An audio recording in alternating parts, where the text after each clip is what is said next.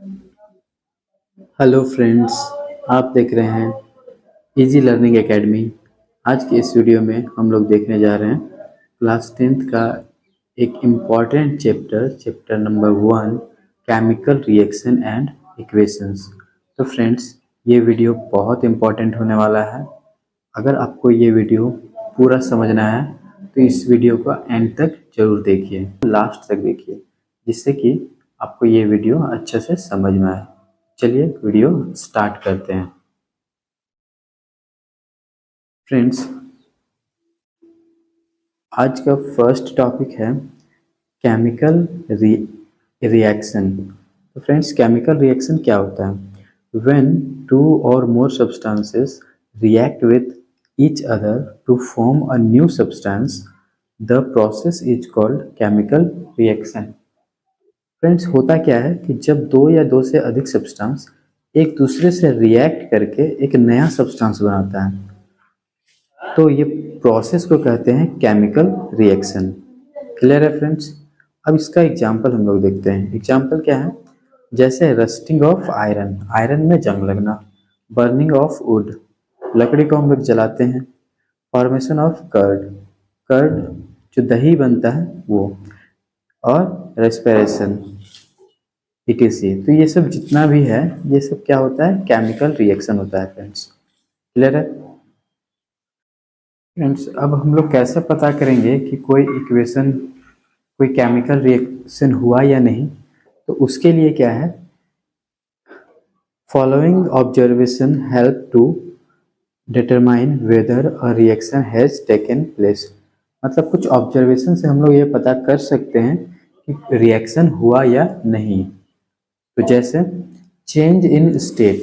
Friends, जब भी reaction होता है तो रिएक्टेंट या प्रोडक्ट का जो स्टेट होता है वो चेंज हो जाता है। चेंज इन कलर, रिएक्टेंट का अगर कलर चेंज होता है तब भी हम लोग बोल सकते हैं कि रिएक्शन हुआ। नेक्स्ट है एवोल्यूशन ऑफ अ गैस। मतलब अगर कोई रिएक्शन होता है तो वहाँ गैस बाहर निकलता है।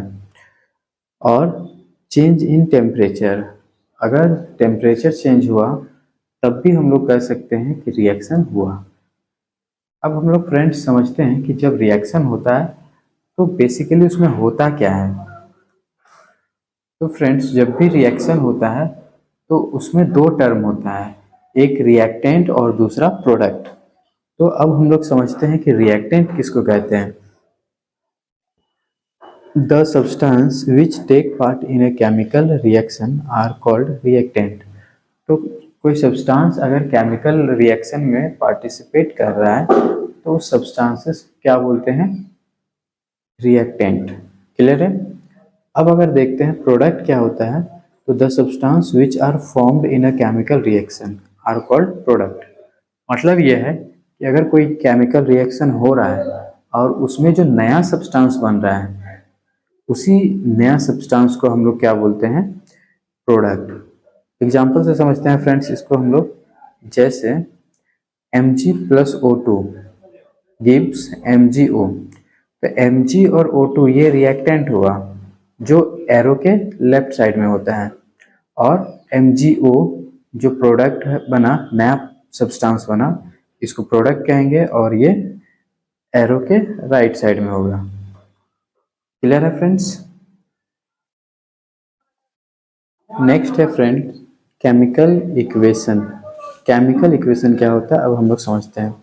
Symbolic representation of a chemical reaction is said to be chemical equation.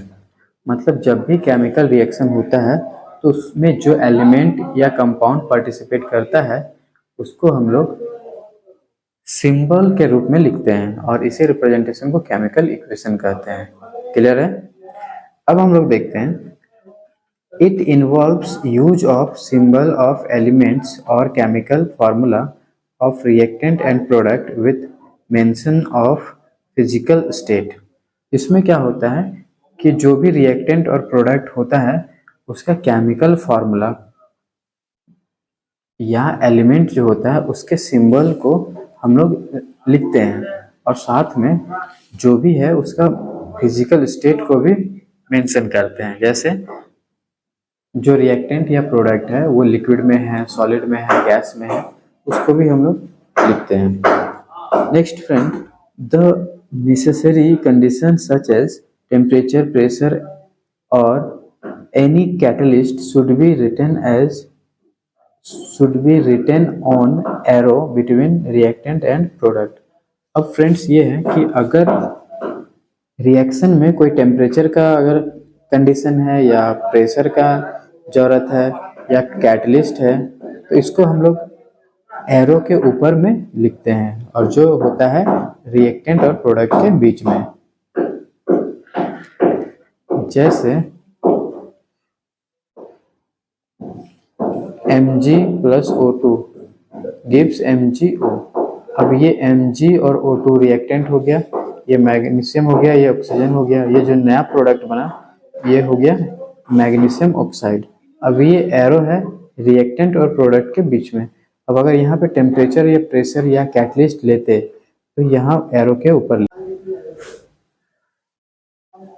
Balancing chemical equation, मतलब ये कि केमिकल इक्वेशन को हम लोग बैलेंस कैसे करते हैं। तो केमिकल इक्वेशन को बैलेंस करने के लिए देखते हैं क्या करते हैं हम लोग। Chemical reaction and equation should be balanced by several methods. मतलब ये है कि केमिकल रिएक्शन हो या इक्वेशन हो, इसको कुछ मेथड से हम लोग बैलेंस कर सकते हैं। दे आर, और वो क्या है, मास can neither be created nor be destroyed in a chemical reaction, दस रिमेन्स कंजर्व्ड। मतलब ये है कि रिएक्टेंट और प्रोडक्ट दोनों का मास जो होता है वो ना ही क्रिएट होता है ना ही डिस्ट्रॉय होता है, तो वो सेम होगा चाहे रिएक्टेंट का तरफ हो या प्रोडक्ट के तरफ हो। इस तरह से भी हम लोग रिएक्शन को मास के अकॉर्डिंग बैलेंस कर सकते हैं। सेकेंड पॉइंट है friends, number of elements involve in the product side will be same as reactant side. मतलब यह है कि प्रोडक्ट में के तरफ और रिएक्टेंट के तरफ जो भी एलिमेंट है उसका नंबर क्या होगा, इक्वल होगा। इससे भी हम लोग बैलेंस कर सकते हैं इक्वेशन को। जैसे एग्जांपल से समझते हैं, जैसे इसको हम लोग एग्जांपल से समझते हैं। जैसे H2O2 मिलके H2O बना दिया, तो फ्रेंड्स इस तरफ देखेंगे रिएक्टेंट की तरफ तो हाइड्रोजन 2 है, ऑक्सीजन 2 है, और प्रोडक्ट की तरफ देखेंगे तो हाइड्रोजन 2 है, ऑक्सीजन 1 है। ये तो बैलेंस नहीं हुआ। अब इसको हम लोग बैलेंस करेंगे। तो अगर हम लोग यहाँ पे 2 से मल्टीप्लाई कर देते हैं प्रोडक्ट में, तो अब देखिए क्या होता है, हाइड्रोजन 2 ऑक्सीजन 2 लेफ्ट साइड में, राइट साइड में अगर देखेंगे तो हाइड्रोजन 4 हो गया, H2 और 2, ऑक्सीजन 2 हो गया। तो ऑक्सीजन तो बैलेंस हो गया फ्रेंड्स, लेकिन हाइड्रोजन अब 4 हो गया और इधर 2 हो गया। अब फिर से हाइड्रोजन को बैलेंस करेंगे। फ्रेंड्स हाइड्रोजन में 2 से मल्टीप्लाई कर देंगे, तो 2 से मल्टीप्लाई करेंगे तो 2H2 मतलब 4 हाइड्रोजन, इधर भी देखिए 2H2 मतलब 4 हाइड्रोजन, यहाँ ऑक्सीजन 2 है और यहाँ पे 2O मतलब ऑक्सीजन 2 है। तो इस तरह से रिएक्शन को हम लोग बैलेंस कर सकते हैं। Types of chemical reaction based on chemical change. अब हम लोग टाइप्स ऑफ केमिकल रिएक्शन देखेंगे केमिकल चेंज के। फर्स्ट रिएक्शन को कहते हैं combination reaction. Friends combination reaction क्या होता है, द रिएक्शन इन विच 2 और more substances combine to form a new single substance is called combination reaction. जब 2 या 2 से अधिक सब्सटेंस एक दूसरे से कंबाइन होके एक नया सब्सटेंस बनाता है, सिंगल सब्सटेंस, तो उसको क्या कहेंगे, कॉम्बिनेशन रिएक्शन। जैसे एग्जांपल में हम लोग समझ सकते हैं friends, burning of a coal, burning of a coal, जैसे इसमें कार्बन और ऑक्सीजन ये दोनों को बर्न कर रहे हैं, जला रहे हैं, तो CO2 बन रहा है। ये दोनों कंबाइन होकर CO2 बना रहा है, कार्बन डाइऑक्साइड। इसी तरह फॉर्मेशन ऑफ वाटर, तो यहाँ पे हाइड्रोजन है, ऑक्सीजन है, ये दोनों कंबाइन होकर H2O बना रहा है, 2H2O। इसी तरह फ्रेंड्स CaO कैल्शियम ऑक्साइड है, जिसको क्विकलाइम भी बोलते हैं, H2O है, ये दोनों मिलके यहाँ पे CaOH होल 2 बना रहा है, साथ में हीट भी प्रोड्यूस कर रहा है। तो इस केस में क्या हुआ कि ये जो कैल्शियम हाइड्रोक्साइड है इसको स्लेट लाइम भी कहते हैं। क्लियर है? तो अब हम लोग समझते हैं रिएक्शन का। तो नेक्स्ट है decomposition reaction. Friends, decomposition reaction जो होता है वो जस्ट रिवर्स होता है कॉम्बिनेशन रिएक्शन का। तो कैसे होता है ऐसा, चलिए समझते हैं। The reaction in which a single substance decomposes to give two और more substances is called decomposition reaction. जब एक सिंगल सब्सटेंस डिकम्पोज होके टूट के दो या दो से अधिक सब्सटेंस बनाता है तो इसी को हम लोग क्या बोलते हैं, डिकम्पोजिशन रिएक्शन। जैसे NaCl, NaCl फ्रेंड्स क्या करेगा, Na प्लस और Cl माइनस में टूट जाएगा। तो यहाँ एक सिंगल सब्सटेंस दो अलग अलग सब्सटेंस बनाया है, Na प्लस और Cl माइनस। इसी को क्या कहते हैं, डिकम्पोजिशन रिएक्शन। क्लियर है? अब डिकम्पोजिशन रिएक्शन जो होता है इसका तीन टाइप होता है। डिपेंड करता है कि जो हम लोग ब्रेक कर रहे हैं रिएक्टेंट को वो किस टाइप से कर रहे हैं। तो इसके अकॉर्डिंग थर्मल डिकम्पोजिशन होता है, इलेक्ट्रोलाइटिक डिकम्पोजिशन होता है और फोटोलाइटिक डिकम्पोजिशन होता है। तो चलिए इसको अच्छे से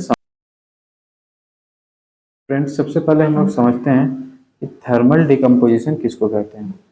when decomposition reaction is carried out by heating, जब डिकम्पोजिशन रिएक्शन वो हीट करने के कारण से होगा तो उसको बोलेंगे थर्मल डिकम्पोजिशन। जैसे CaCO3 कैल्शियम कार्बोनेट को हीट करेंगे और इससे कैल्शियम ऑक्साइड और CO2 बनेगा, तो ये हो गया थर्मल डिकम्पोजिशन क्योंकि इसको हीट करने से हो रहा है।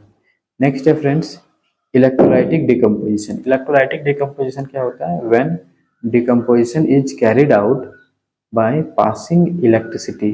तो जब डिकम्पोजिशन जो होगा वो इलेक्ट्रिसिटी पास करने के कारण से होगा तो उसको इलेक्ट्रोलाइटिक डिकम्पोजिशन कहेंगे।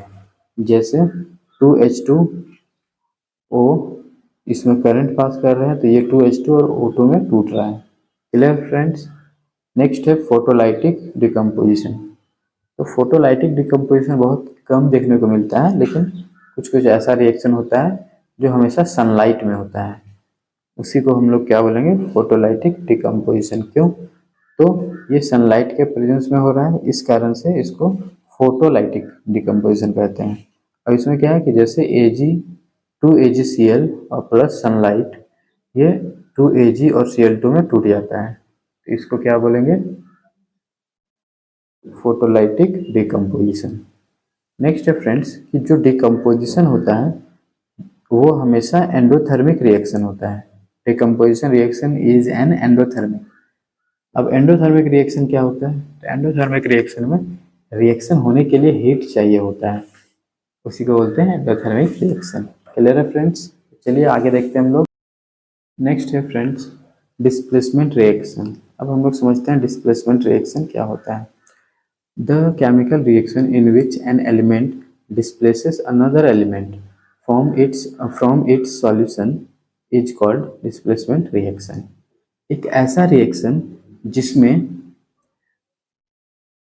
एक एलिमेंट किसी दूसरे एलिमेंट को उसके सॉल्यूशन से डिस्प्लेस कर देता है, इसी रिएक्शन को क्या बोलते हैं, डिस्प्लेसमेंट रिएक्शन। जैसे एग्जांपल से समझते हैं, यहाँ Fe जो है वो CuSO4 में Cu को डिस्प्लेस करके Fe यहाँ आ जाएगा, तो बना देगा FeSO4 और Cu बाहर हो जाएगा। तो इस टाइप का रिएक्शन को क्या बोलेंगे, डिस्प्लेसमेंट रिएक्शन। तो फ्रेंड्स ये Zn जो है वो CuSO4 में Cu को बाहर करेगा और यहाँ Zn आ जाएगा, तो ZnSO4 और Cu बनाएगा।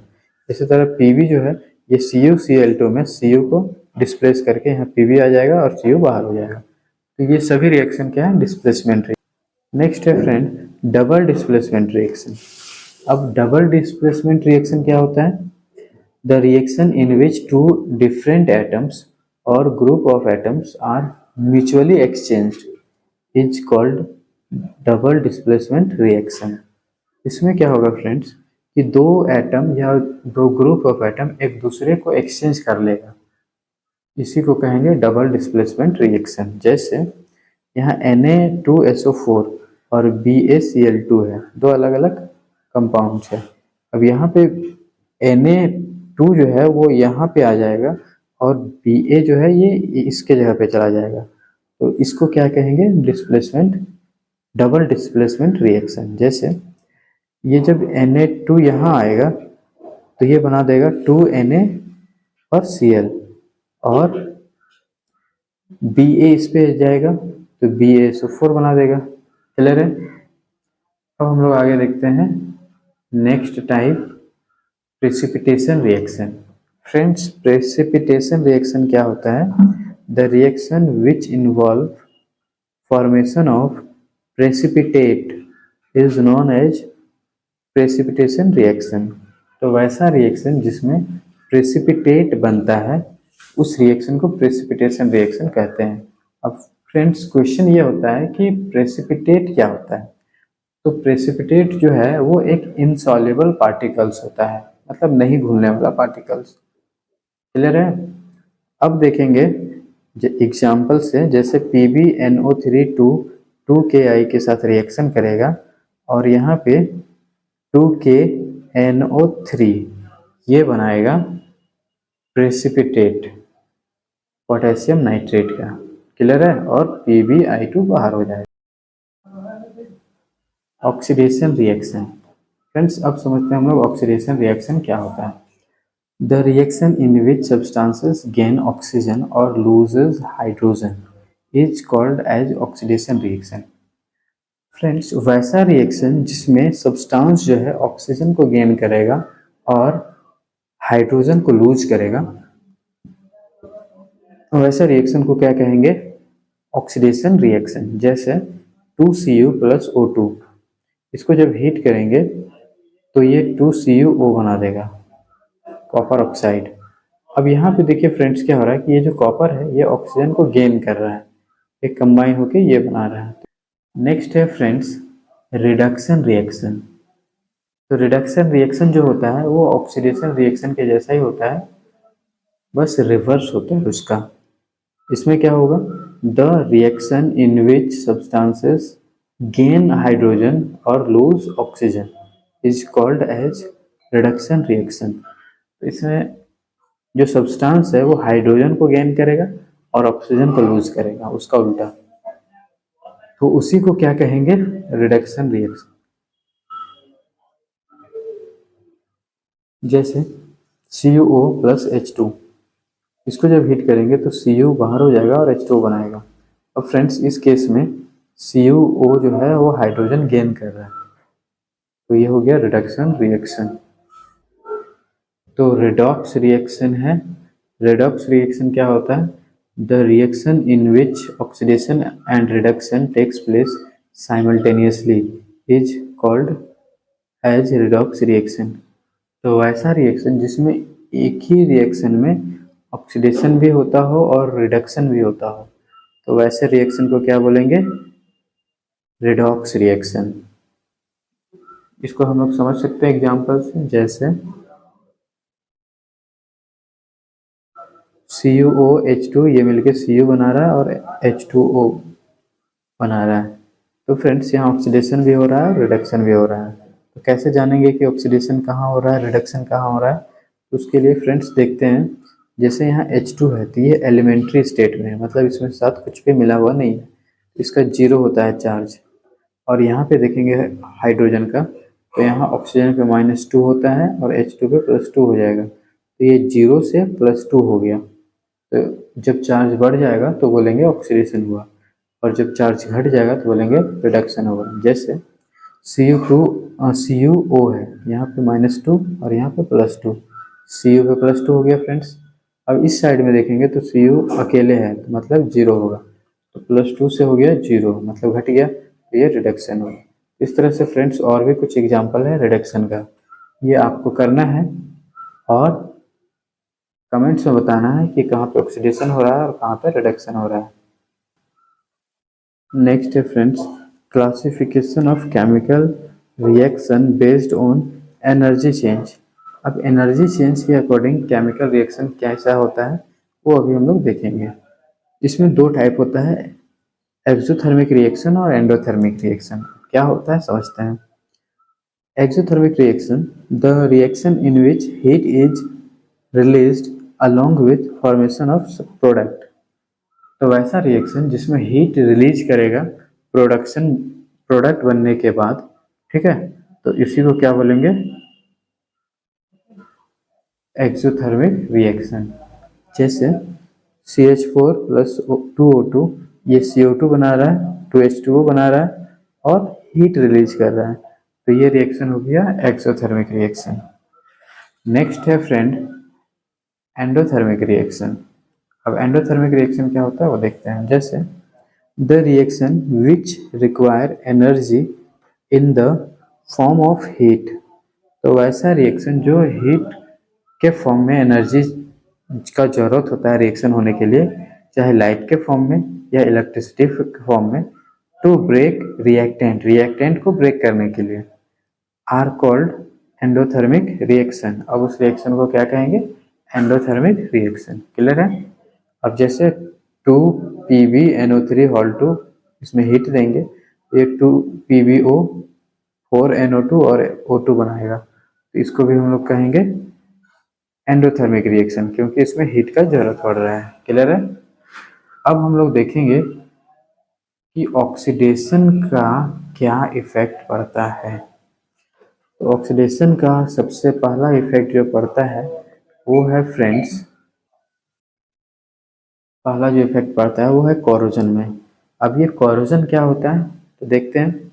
When metal is attacked by substances around it such as moisture, acid, etc, it is said to be corroded and this process is called corrosion। तो फ्रेंड्स जब मेटल जो है अपना एनवायरनमेंट में रखने से, चाहे एयर हो, मॉइस्चर हो या एसिड हो, उससे अटैक्ट होता है और वो कोरोडेड हो जाता है, और इस प्रोसेस को क्या बोलते हैं, कोरोजन। जैसे एग्जांपल में हम लोग समझ सकते हैं रस्टिंग ऑफ आयरन। आयरन को अगर हम लोग रख देंगे बाहर एयर के प्रेजेंस में, तो कुछ महीने में क्या होता है कि उसमें ब्राउन कलर का लेयर चढ़ जाता है उस पर, तो वही क्या है, रस्टिंग ऑफ आयरन। इसी तरह friends black coating on silver, तो सिल्वर का अगर कोई ऑर्नामेंट्स है तो उसमें भी क्या होता है कि कुछ महीने साल में वो ब्लैक कलर का उसमें लेयर चढ़ जाता है। तो ये भी होता है फ्रेंड्स, जो मॉइस्चर, एयर, एसिड वगैरह है उसका अटैक से वैसा होता है। नेक्स्ट है ग्रीन कोटिंग ऑन कॉपर। और जब भी कोरोजन होता है तो कॉपर में कैसे, अब हम लोग ये समझ सकते हैं फ्रेंड्स कि कोरोजन से कैसे बचा जा सकता है। तो corrosion can be prevented by galvanisation, electroplating और पेंटिंग। तो ये सब करके हम लोग कोरोजन से मेटल को बचा सकते हैं। गैल्वेनाइजेशन क्या है, तो किसी भी मेटल पे जिंक का लेयर चढ़ाया जाता है, उसको बोलते हैं गैल्वेनाइजेशन। इलेक्ट्रोप्लेटिंग क्या है, तो इलेक्ट्रोप्लेटिंग में क्या होता है, इलेक्ट्रोलाइसिस प्रोसेस से उस पर लेयर चढ़ाया जाता है किसी अदर मेटल का जो कम रिएक्टिव हो। इसी तरह पेंटिंग करके भी हम लोग मेटल के बचा सकते हैं। जैसे कभी कभी आप लोगों ने देखा होगा कि गेट वगैरह या विंडो का जो आयरन से बना होता है उस पर हम लोग पेंट लगा देते हैं, जिससे कि वो ज़्यादा दिन तक उस पर जंग नहीं लगता है। क्या कहते हैं, it leads to smell and it leads to bad smell and bad taste of food. अब इस होने से क्या होता है कि जो भी फूड्स है उसका स्मेल खराब होने लगता है, खराब स्मेल आने लगता है, या फिर जो टेस्ट है वो खराब होने लगता है। क्लियर है फ्रेंड्स। क्या मेथड है जिससे हम लोग इसको प्रिवेंट कर सकते हैं, रोक सकते हैं। तो मेथड टू प्रिवेंट रेंसिडिटी, पहला क्या है, बाय एडिंग एंटीऑक्सीडेंट। एंटीऑक्सीडेंट को रख के हम लोग इसको प्रिवेंट कर सकते हैं उस पर। दूसरा keeping food in air tight container.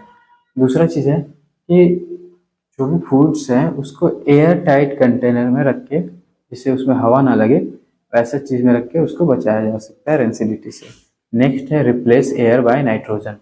Friends आप लोगों ने देखा होगा चिप्स का पैकेट जो होता है उसमें अंदर में हवा भरा हुआ होता है, वो हवा क्या होता है, नाइट्रोजन, जिससे कि चिप्स को ज़्यादा दिन तक सुरक्षित रखा जा सकता है।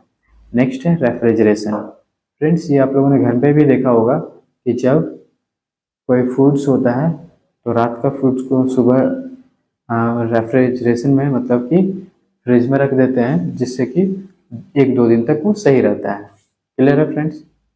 तो फ्रेंड्स, अगर आपको ये वीडियो अच्छा लगा हो तो आप इस वीडियो को लाइक कीजिए, शेयर कीजिए, सब्सक्राइब कीजिए और फ्रेंड्स इस वीडियो को अपने दोस्तों तक भी ज़रूर सेंड कीजिए।